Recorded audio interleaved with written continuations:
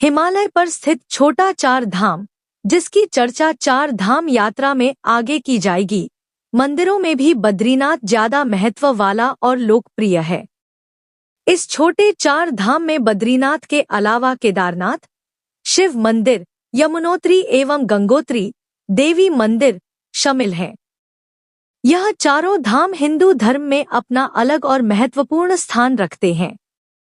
20वीं शताब्दी के मध्य में हिमालय की गोद में बसे इन चारों तीर्थ स्थलों को छोटा विशेषण दिया गया, जो आज भी यहाँ बसे इन देवस्थानों को परिभाषित करते हैं। छोटा चार धाम के दर्शन के लिए 4000 मीटर से भी ज्यादा ऊंचाई तक की चढ़ाई करनी होती है। यह डगर कहीं आसान तो कहीं बहुत कठिन है। 1962 के पहले यहाँ की यात्रा करना काफी कठिन था, परंतु चीन के साथ हुए युद्ध के उपरांत ज्यों-ज्यों सैनिकों की आवाजाही बढ़ी, वैसे ही तीर्थयात्रियों के लिए रास्ते भी आसान होते गए। बाद में किसी भी तरह के भ्रम को दूर करने के लिए छोटा शब्द को हटा दिया गया और इस यात्रा को हिमालय की चार धाम यात्रा के नाम से जाना जाने लगा है।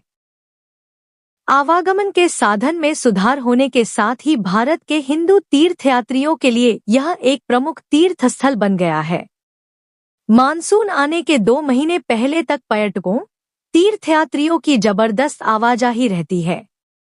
बारिश के मौसम में यहाँ जाना खतरनाक माना जाता है, क्योंकि इस दौरान भूस्खलन की संभावना सामान्य से ज्यादा रहती है। भारतीय धर्म ग्रंथों के अनुसार यमुनोत्री, गंगोत्री, केदारनाथ और बद्रीनाथ हिंदुओं के सबसे पवित्र स्थान हैं। इनको चार धाम के नाम से भी जाना जाता है।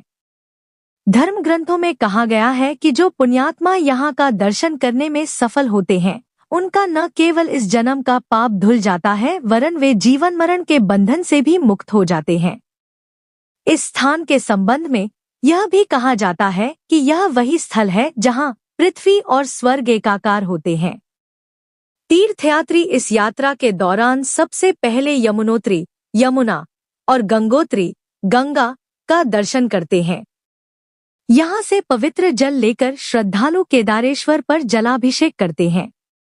इन तीर्थयात्रियों के लिए परंपरागत मार्ग इस प्रकार है: हरिद्वार, ऋषिकेश, देवप्रयाग, टिहरी, धरासू, यमुनोत्री, उत्तरकाशी, गंगोत्री, त्रियुगनारायण, गौरीकुंड, केदारनाथ। यह मार्ग परंपरागत हिंदू धर्म में होने वाले पवित्र परिक्रमा के समान है। जबकि केदारनाथ जाने के लिए दूसरा मार्ग ऋषिकेश से होते हुए देवप्रयाग, श्रीनगर, रुद्रप्रयाग, अगस्त्यमुनि, गुप्तकाशी और गौरीकुंड से होकर जाता है।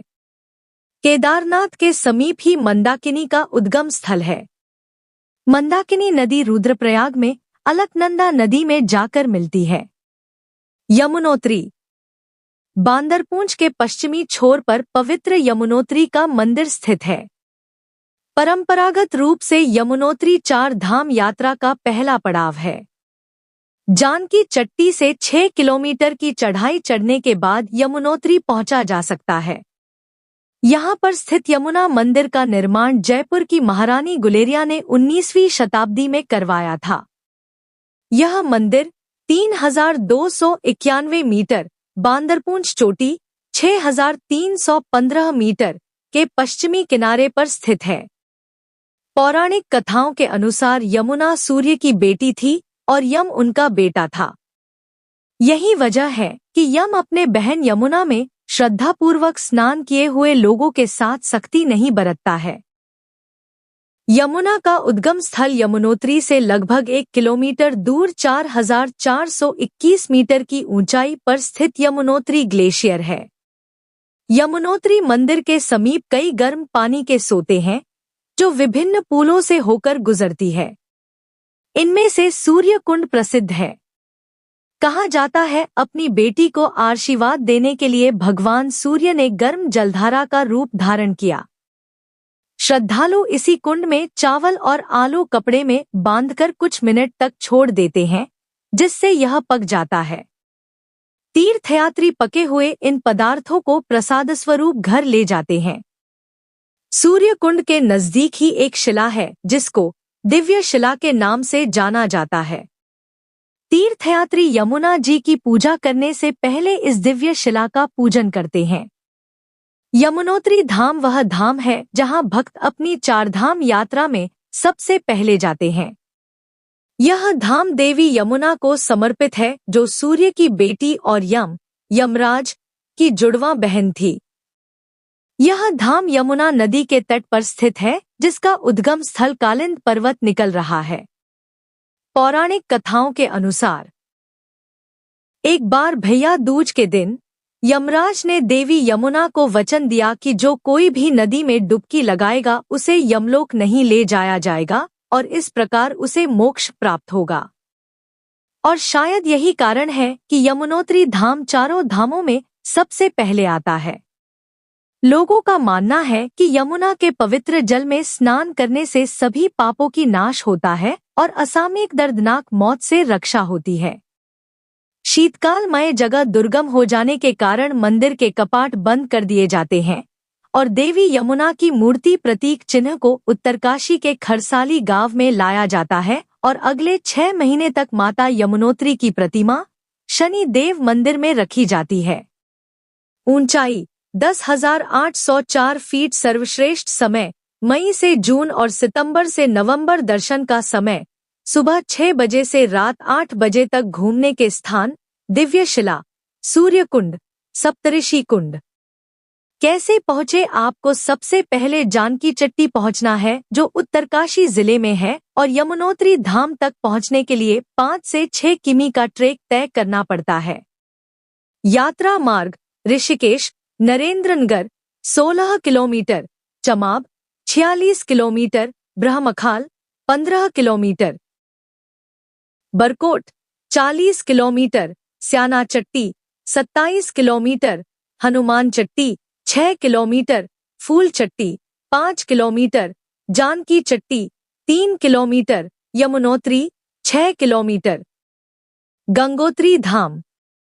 गंगोत्री समुद्र तल से 9,960 3,140 मीटर फीट की ऊंचाई पर स्थित है। गंगोत्री से ही भागीरथी नदी निकलती है। गंगोत्री भारत के पवित्र और आध्यात्मिक रूप से महत्वपूर्ण नदी गंगा का उद्गम स्थल भी है। गंगोत्री में गंगा को भागीरथी के नाम से जाना जाता है। पौराणिक कथाओं के अनुसार राजा भागीरथ के नाम पर इस नदी का नाम भागीरथी रखा गया। कथाओं में यह भी कहा गया है कि राजा भागीरथ ने ही तपस्या करके गंगा को पृथ्वी पर लाए थे। गंगा नदी गोमुख से निकलती है। पौराणिक कथाओं में कहा गया है कि सूर्यवंशी राजा सागर ने अश्वमेध यज्ञ कराने का फैसला किया। इसमें इनका घोड़ा जहां जहां गया उनके 60,000 बेटों ने उन जगहों को अपने आधिपत्य में लेता गया। इससे देवताओं के राजा इंद्र चिंतित हो गए। ऐसे में उन्होंने इस घोड़े को पकड़कर कपिल मुनि के आश्रम में बांध दिया।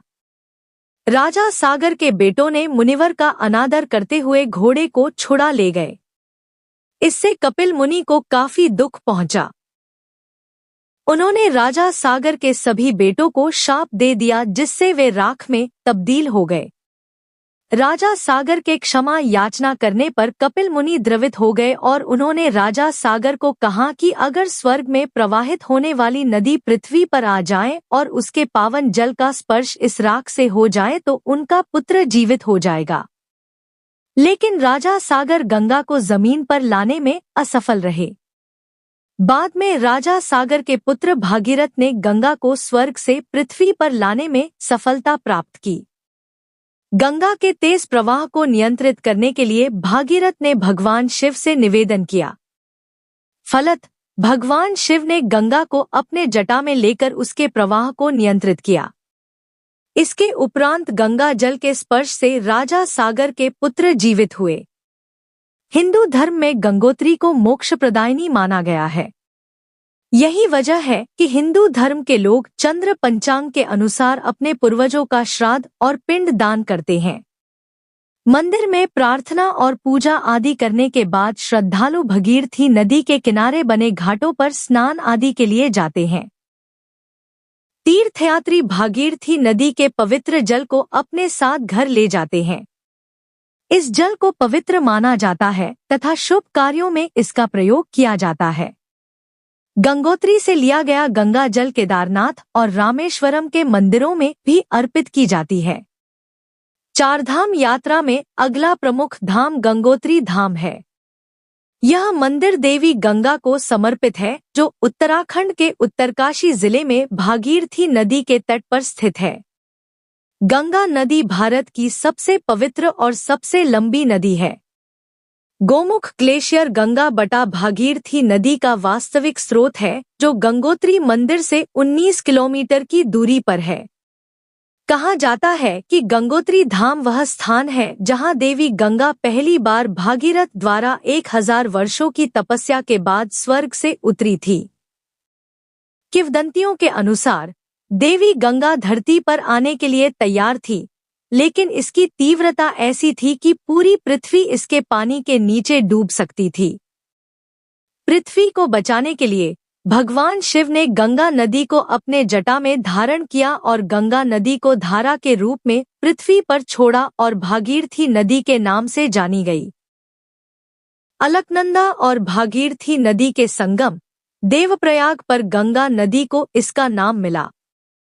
प्रत्येक वर्ष सर्दियों में गोवर्धन पूजा के शुभ अवसर पर गंगोत्री धाम के कपाट बंद कर दिए जाते हैं और मां गंगा की प्रतीक चिन्हों को गंगोत्री से हरसिल शहर के मुखबा गांव में लाई जाती है और अगले 6 महीनों तक वही रहती है। ऊंचाई 11,200 फीट। सर्वश्रेष्ठ समय मई से जून और सितंबर से नवंबर। दर्शन समय सुबह 6:15 से दोपहर 2 बजे और दोपहर 3 से 9:30 बजे। घूमने के स्थान भागीरथ शिला, भैरव घाटी, गौमुख, जलमग्न शिवलिंग आदि। कैसे पहुंचे गंगोत्री धाम? पहुंचने के लिए आपको सबसे पहले उत्तरकाशी पहुंचना होगा। उत्तरकाशी पहुंचने के बाद आपको हरसिल और गंगोत्री के लिए बस बटा टैक्सी आसानी से मिल जाएगी। अगर आप गौमुख जाना चाहते हैं तो आपको गंगोत्री मंदिर से 19 किलोमीटर की ट्रेकिंग करनी होगी। यात्रा मार्ग यमुनोत्री, ब्रह्मखाल, उत्तरकाशी, नेताला, मनेरी, गंगनानी, हरसिल, गंगोत्री। केदारनाथ धाम। केदारनाथ समुद्र तल से 11,746 फीट की ऊंचाई पर स्थित है। यह मंदाकिनी नदी के उद्गम स्थल के समीप है। यमुनोत्री से केदारनाथ के ज्योतिर्लिंग पर जलाभिषेक को हिंदू धर्म में पवित्र माना जाता है। वायु पुराण के अनुसार भगवान विष्णु मानव जाति की भलाई के लिए पृथ्वी पर निवास करने आए। उन्होंने बद्रीनाथ में अपना पहला कदम रखा। इस जगह पर पहले भगवान शिव का निवास था, लेकिन उन्होंने नारायण के लिए इस स्थान का त्याग कर दिया और केदारनाथ में निवास करने लगे। इसलिए पंच केदार यात्रा में केदारनाथ को अहम स्थान प्राप्त है। साथ ही केदारनाथ त्याग की भावना को भी दर्शाता है। यह वही जगह है जहां आदि शंकराचार्य ने 32 वर्ष की आयु में समाधि में लीन हुए थे। इससे पहले उन्होंने वीर शैव को केदारनाथ का रावल, मुख्य पुरोहित, नियुक्त किया था। वर्तमान में केदारनाथ मंदिर 337वें नंबर के रावल द्वारा उखीमठ, जहां जाड़ों में भगवान शिव को ले जाया जाता है, से संचालित हो रहा है। इसके अलावा गुप्तकाशी के आसपास निवास करने वाले पंडित भी इस मंदिर के कामकाज को देखते हैं। प्रशासन के दृष्टिकोण इस स्थान को इन पंडितों के मध्य विभिन्न भागों में बांट दिया गया है, ताकि किसी प्रकार की परेशानी पैदा न हो। केदारनाथ मंदिर न केवल आध्यात्म के दृष्टिकोण से वरन स्थापत्य कला में भी अन्य मंदिरों से भिन्न है। यह मंदिर कात्यूरी शैली में बना हुआ है। यह पहाड़ी के चोटी पर स्थित है। इसके निर्माण में भूरे रंग के बड़े पत्थरों का प्रयोग बहुतायत में किया गया है। इसका छत लकड़ी का बना हुआ है, जिसके शिखर पर सोने का कलश रखा हुआ है। मंदिर के बाह्य द्वार पर पहरेदार के रूप में नंदी का विशालकाय मूर्ति बना हुआ है। चारधाम यात्रा में तीसरा प्रमुख धाम केदारनाथ धाम है। केदारनाथ धाम 12 ज्योतिर्लिंगों की सूची में है और पंचकेदार में सबसे महत्वपूर्ण मंदिर है। यह धाम हिमालय की गोद में और मंदाकिनी नदी के तट के पास स्थित है, जो 8वीं ईस्वी में आदि शंकराचार्य द्वारा निर्मित है। किंवदंतियों के अनुसार कुरुक्षेत्र की महान लड़ाई के बाद पांडव भ्रातृहत्या के पाप से मुक्ति पाना चाहते थे और इन पापों से मुक्त होने के लिए उन्होंने शिव की खोज शुरू की। परंतु भगवान शंकर पांडवों को दर्शन नहीं देना चाहते थे, इसलिए वे वहां से अंतर्ध्यान होकर केदार में जा बसे। उन्हें खोजते हुए हिमालय तक आ पहुंचे। पांडवों से छिपने के लिए शिव ने खुद को एक बैल में बदल दिया और जमीन पर अंतर्ध्यान हो गए। लेकिन भीम ने पहचान लिया कि बैल कोई और नहीं बल्कि शिव है और उन्होंने तुरंत बैल के पीठ का भाग पकड़ लिया। पकड़े जाने के डर से बैल जमीन में अंतर्ध्यान हो जाता है और 5 अलग अलग स्थानों पर फिर से दिखाई देता है। ऐसा माना जाता है कि जब भगवान शंकर बैल के रूप में अंतर्ध्यान हुए तो उनके धड़ से ऊपर का भाग काठमांडू में प्रकट हुआ, जो आज पशुपतिनाथ मंदिर के नाम से प्रसिद्ध है। शिव की भुजाएं तुंगनाथ में, मुख रुद्रनाथ में, नाभि मद्महेश्वर में और जटा कल्पेश्वर में प्रकट हुए। इसलिए इन 4 स्थानों सहित श्री केदारनाथ को पंचकेदार कहा जाता है।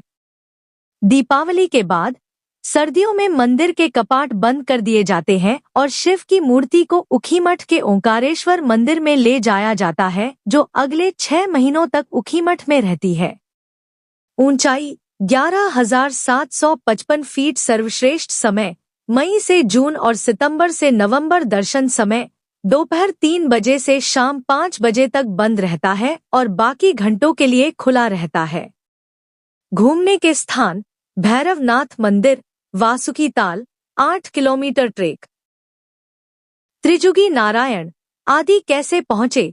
गौरीकुंड अंतिम पड़ाव है जहां कोई भी परिवहन वाहन जा सकता है और गौरीकुंड से केदारनाथ पहुंचने के लिए आपको 16 किलोमीटर की ट्रेकिंग करनी होगी। अगर आप ट्रेकिंग से बचना चाहते हैं तो आप एक विकल्प यह है कि आप गुप्तकाशी बटा फाटा बटा गौरीकुंड आदि से हेलीकॉप्टर की उड़ान ले सकते हैं। हेलीकॉप्टर द्वारा चारधाम यात्रा मार्ग रुद्रप्रयाग, गुप्तकाशी, फाटा, रामपुर, सीतापुर, सोनप्रयाग, गौरीकुंड, केदारनाथ, लगभग 24 किलोमीटर ट्रेक। बद्रीनाथ धाम।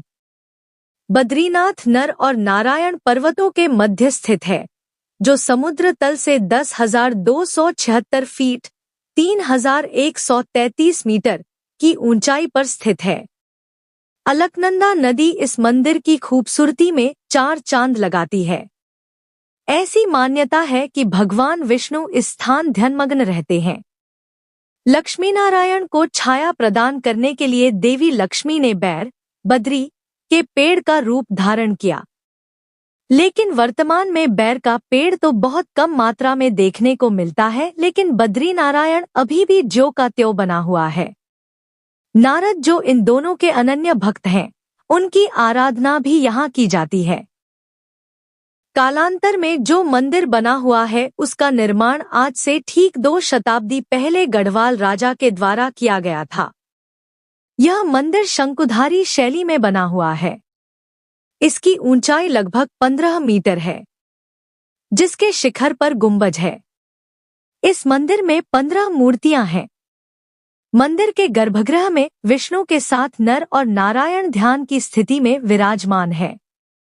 ऐसा माना जाता है कि इस मंदिर का निर्माण वैदिक काल में हुआ था, जिसका पुनरुद्धार बाद में आदि शंकराचार्य ने 8वीं सदी में किया। इस मंदिर में नर और नारायण के अलावा लक्ष्मी, शिव पार्वती और गणेश की मूर्ति भी है। चारधाम यात्रा का चौथा और अंतिम धाम बद्रीनाथ धाम है। उपमहाद्वीप में बद्रीनाथ धाम सबसे पवित्र और दौरा किया गया धाम है। बद्रीनाथ मंदिर में हर साल 10 लाख से अधिक श्रद्धालु दर्शन करते हैं। यह मंदिर भगवान विष्णु को समर्पित है, जो अलकनंदा नदी के तट पर नर और नारायण पर्वत के बीच स्थित है। यह एकमात्र धाम है जो चारधाम और छोटा चारधाम दोनों का हिस्सा है। बद्रीनाथ मंदिर के अंदर भगवान विष्णु की 1 मीटर लंबी काले पत्थर की मूर्ति है जो अन्य देवी देवताओं से घिरा हुआ है।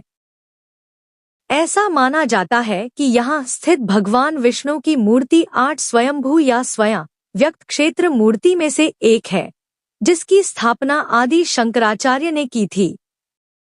पौराणिक कथा के अनुसार एक बार भगवान विष्णु ने ध्यान के लिए एक शांत जगह की तलाश की और इस स्थान कर रहे थे और इस स्थान पर आ पहुंचे। यहाँ भगवान विष्णु अपने ध्यान में इतने तल्लीन हो गए कि उन्हें अत्यधिक ठंड के मौसम का भी एहसास नहीं हुआ। अतः इस मौसम से बचाने के लिए देवी लक्ष्मी ने खुद को एक बद्री वृक्ष, जुजुबे के रूप में भी जाना जाता है, में बदल लिया। देवी लक्ष्मी की भक्ति से प्रभावित होकर भगवान विष्णु ने इस स्थान का नाम बद्रिकाश्रम रखा। अन्य धामों की तरह बद्रीनाथ धाम भी मध्य अप्रैल से नवंबर की शुरुआत तक केवल 6 महीने के लिए ही खुलता है। सर्दियों के दौरान भगवान विष्णु की मूर्ति जोशीमठ के नरसिंह मंदिर में स्थानांतरित कर दी जाती है और अगले 6 महीने तक वहां रहती है। ऊंचाई 10,170 फीट। सर्वश्रेष्ठ समय मई से जून और सितंबर से नवंबर। दर्शन समय सुबह 4:30 बजे से 1 बजे तक और शाम 4 बजे से रात 9 बजे तक।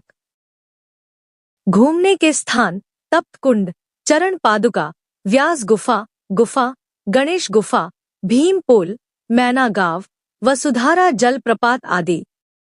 कैसे पहुंचे आप? सड़क मार्ग से या केदारनाथ से हेलीकॉप्टर द्वारा बद्रीनाथ जा सकते हैं। यात्रा मार्ग केदारनाथ, रुद्रप्रयाग, कर्णप्रयाग, नंदप्रयाग, चमोली, बिरही, पीपलकोटी, जोशीमठ, बद्रीनाथ।